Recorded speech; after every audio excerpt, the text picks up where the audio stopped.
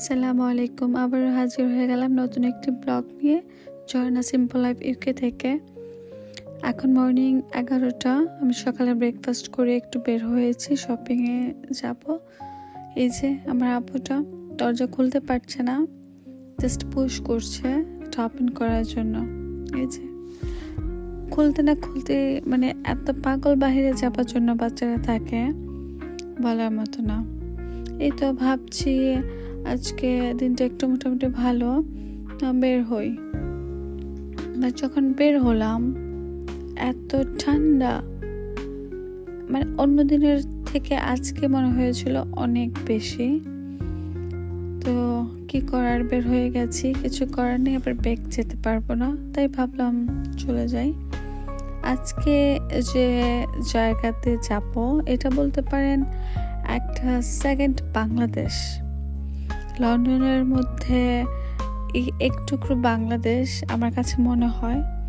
তো সাথে থাকেন, চলেন দেখেন আমরা কোথায় যাই। আশা করি আপনাদের ভালো লাগবে। এই দেখেন, এটা আমাদের হাউসের ব্যাক সাইড। অনেক খোলামেলা, অনেক সুন্দর। বিশেষ করে এখানকার সকল ফ্ল্যাটের সাথে এরকম অনেক খোলামেলা জায়গা থাকে বাচ্চাদের জন্য, যাতে ওরা খেলতে পারে।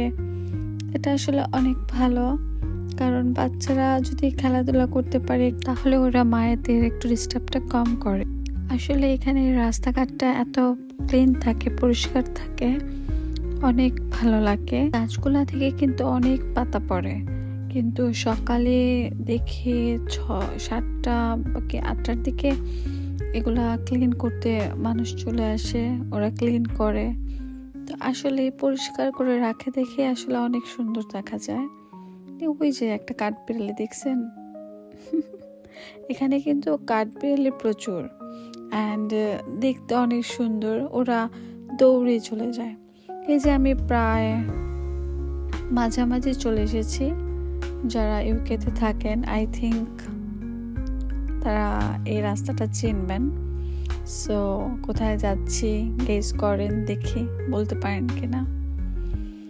এই তো আমি প্রায় চলে এসেছি। আমি যেখানে যাব সেটা মূলত আমার বাসা থেকে 15-20 মিনিটের মতো কাছেই। তো ভাবলাম একটু হেঁটেই যাই, হাঁটাও হবে। কিন্তু বাহিরে এসে দেখেছি এত ঠান্ডা। দেখেন দিনটা কত সুন্দর, মনে হচ্ছে রোদ ঝলমলে, তাই না? কিন্তু এত বাতাস ছিল বলার মতো না, প্রচণ্ড বাতাস ছিল, আর অনেক অনেক ঠান্ডা ছিল। আমি তো বের হয়ে ভাবছি কেন বের হলাম। এই তো প্রায় কাছাকাছি চলে এসেছি। তো হাঁটছি আর ভাবছি যে এই ঠান্ডার মধ্যে কেন বের হলাম। এই তো কাঙ্ক্ষিত জায়গায় আমার চলে এসেছি। এখন বলেন তো এটা কোথায়?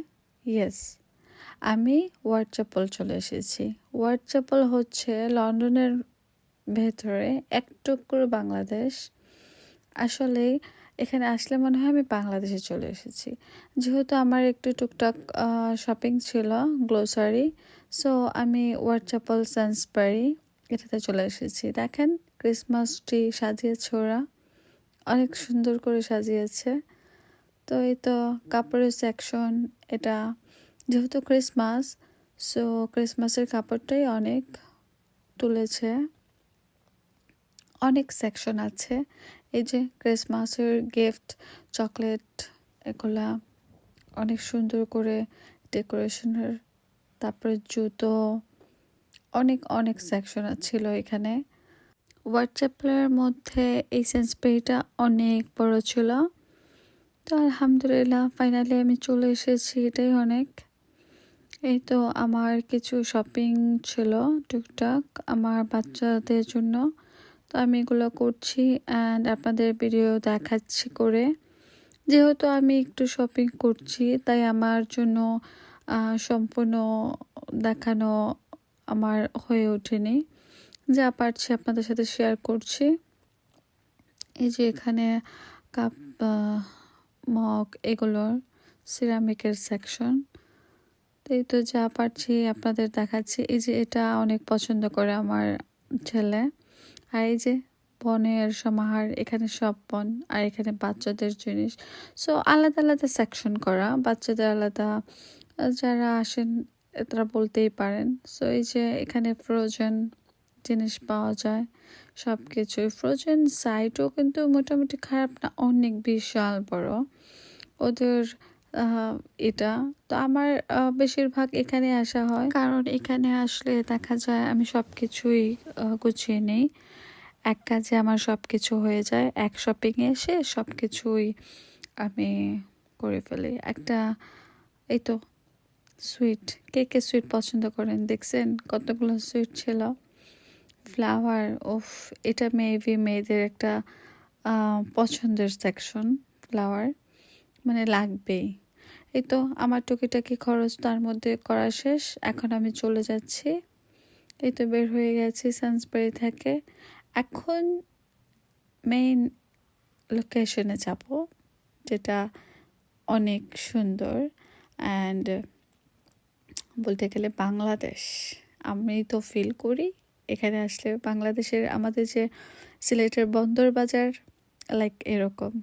এই যে একটা লাইব্রেরি এখানে, এই যে চলে এসেছি, দেখেন সুন্দর, এত ভালো লাগে এখানে আসলে। দেখেন বাংলাদেশের মতো যেরকম তরকারি নিয়ে বসে সব কিছু, ওই যে আমাদের মেলা হয়, তারপরে দেখা যায় বন্দর বাজার ওই যে আপনাদের রাস্তার পাশে বসে, ঠিক লাইক এরকম। দেখছেন সব কিছু, মানে কি নাই বলেন, কাপড় থেকে স্টার্ট করে এভরিথিং। বাংলাদেশের সুইটটা পর্যন্ত আছে, মধুবন, তারপরে সুইট, এভরিথিং। তারপরে এখানে স্ন্যাক খাওয়ার জন্য ওই যে বাহিরে খাবারের দোকানগুলো পাওয়া যায়, ওইগুলোও আছে। তারপর কাপড়, ওড়না থেকে শুরু করে জুয়েলারি, কসমেটিক। আর দেখেন সব থেকে বড় একটা সুন্দর জিনিস, বাংলায় লেখা হোয়াইটচ্যাপেল স্টেশন। সো এটা আমাদের অনেক পাওয়া, বড় পাওয়া, ঠিক বলেছি না? এই তো আমি এখান থেকে, এটা অনেক বড়। এই যে গোল্ড শপও আছে এখানে, 2টা গোল্ড শপ আছে। এই যে কারা কারা গোল্ড কিনতে চান চলে আসেন। আসলে আমরা মেয়েরা অনেক পছন্দ করি গোল্ড, তাই না? আমরা যখনই আসি দেখা যায় একটা, মানে না দেখে গেলে না হয় না, মানে দেখতেই হবে, রাইট?